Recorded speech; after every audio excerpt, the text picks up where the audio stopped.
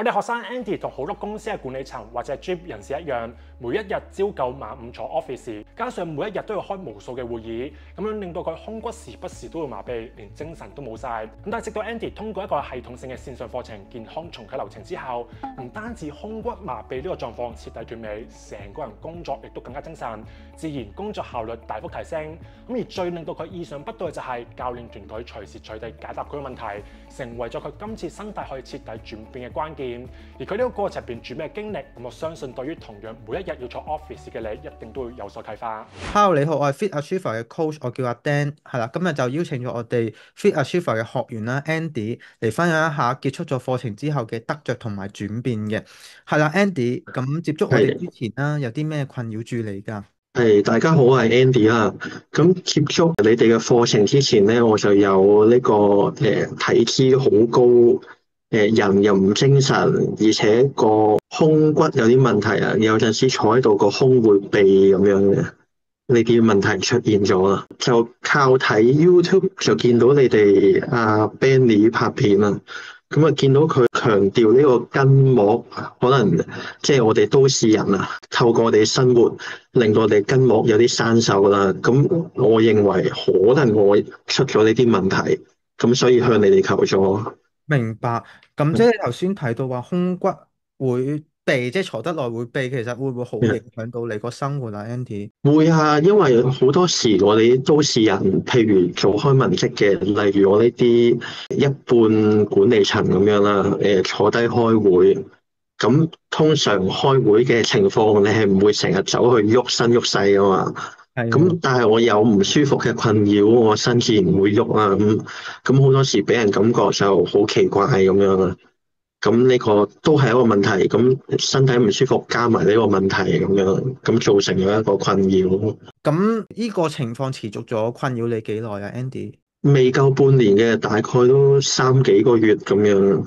咁啊，Andy，你過去有冇試過真係當你知道呢啲情況之下，即係個人冇乜精神啊，跟住又痹咗嘅時候，你有冇出去揾過其他方法去幫手咁樣啊？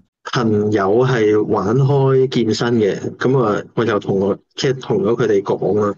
幾乎幾個做 gym 嘅朋友都話俾我聽，係由於呢個動作啊，同埋姿勢有啲唔正確啦。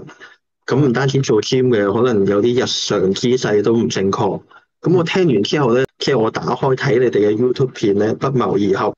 咁我又覺得啊，不如揾你哋求助咁樣。咁啊，Andy，咁你參加呢個 Health Reset 健康重啟流程呢個課程之前咧，你自己會唔會有啲咩擔心噶？譬如就咁睇你哋片就話筋膜生鏽啦，咁首先即係呢個形容有啲令我覺得好似有啲嚇人咁。咁佢話即係透過一啲動作啦，咁我就會無限聯想究竟咩動作咧？咁啊擔心會唔會即係我自己唔適合個動作嘅做到受傷？咁加入前就有呢個擔憂啊。咁結束咗之後啦，你覺得同你預期嘅分別係點樣啊？即係啲動作啊咁樣。同我預期就差好遠啊！嗱，我一路驚緊呢啲動作會唔會令我受傷，咁啊調翻轉，反而個動作咧係你哋嘅課程由淺入深啦，即係由簡單至到更加進階咁樣，一步一步咁階住去做，咁所以參加咗幾日之後見到咧就好放心繼續跟落去啦。咁啊，Andy，咁啊，你覺得課程結束咗之後啦，你嘅最大轉變係啲咩啊？即係啱啱你提到個胸骨痹啊，嗯或者個精神狀況點樣啊？嗱，首先胸骨痹呢個問題已經完全解決咗啦。我學中醫咁講啦，叫做斷咗尾啦，根治咗啦，咁就再冇呢個問題。咁而人就比較精神咗。其實你哋連飲食都加埋，即係都指導埋我嘅。咁係透過正確嘅飲食加埋日常好嘅活動姿勢咧，咁就令到成個人係精神咗啊，腸胃又健康咗咁樣咯。Andy，咁啊，另外想問下你啊，你覺得今次啦，即係通過我哋呢個 Health Reset 線上嘅課程啦，咁就去改善咗你嘅身體情況啦。你覺得乜嘢幫助到你最大啊？即係個課程入邊。其實幫助最大都係教翻我咩係啱嘅姿勢。嗯咁尤其是係呢樣，即係本身係我覺得一啲都唔重要嘅。咁所以咁多年嚟，我都係一個其實唔係好正確嘅姿勢去生活啊。咁日積月累，咁令到自己可能有啲問題。咁跟翻你哋之後咧，就發現即係透過你哋嗰個指導啊，咁我就即係做啱翻咯。我本來咁多年嚟應該做啱嘅動作咁樣，係啦。咁原來呢啲係都要有比較專業嘅你哋去街住做咁樣咯。咁呢啲係即係譬如一路我睇少呢樣嘢嘅，咁我就係衰喺呢樣嘢度咯。咁係獲益良多嘅。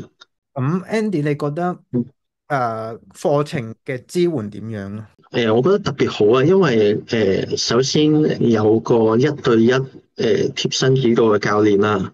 咁你問佢嗰陣時咧，佢回應又好快嘅。嗱，就冇 ChatGPT 即刻答你咁快啊，但係佢回應係即係你估唔到嘅，即係放假嘅時候竟然即係好似24/7咁工作咁，好快咁回應到你個問題。咁而且每次回應係中 point 嘅，即係你想解決嘅問題，佢哋都會即係諗辦法幫你解決到咁樣。咁啊，Andy，咁啊，對於睇緊呢條影片啦，佢想參加但係猶豫緊嘅朋友，你有冇咩説話想同佢哋講啊？嗱，睇緊影片嘅大家咧，好坦白咁講啦，即係你哋原本擔心嘅嘢咧，就好似我擔心嘅嘢咁啦，其實係冇嗰回事嘅，因為入邊嘅教練係會好專業咁樣一對一去跟翻你自己嘅程度。跟翻你自己嘅情況，佢去幫你設計度身訂造你所需要做嘅嘢，甚至係你生活上邊要食嘅嘢啊，或者你生活上邊其他嘅困難，去導致到你做運動唔夠時間，或者做運動唔夠精神，咁佢哋都會諗埋辦法去幫你解決嘅。咁所以在座咁多位即係係可以考慮，值得投資喺你自己嘅身體上邊。咁啊，好多謝 Andy 你嘅分享啦，期待你越嚟越進步。多謝。咁以上就係我哋呢個學員嘅分享。咁所以如果你而家都受到長期慢性疼痛、肚腩問題嘅困擾，過去試過好多唔同方法都改善唔到嘅話，咁你可以點擊落邊描述欄嘅第一條連結，去了解下我哋健康重啟流程點樣可以進一步幫到你。通過平均每一日15分鐘嘅運動，就可以好似我哋學員一樣，最根本咁改善長期嘅慢性疼痛之餘，仲可以減走肚腩，恢復健康活力嘅體態。記得啦，詳細嘅內容去點擊落邊描述欄嘅第一條連結，咁我哋轉頭同你再傾過。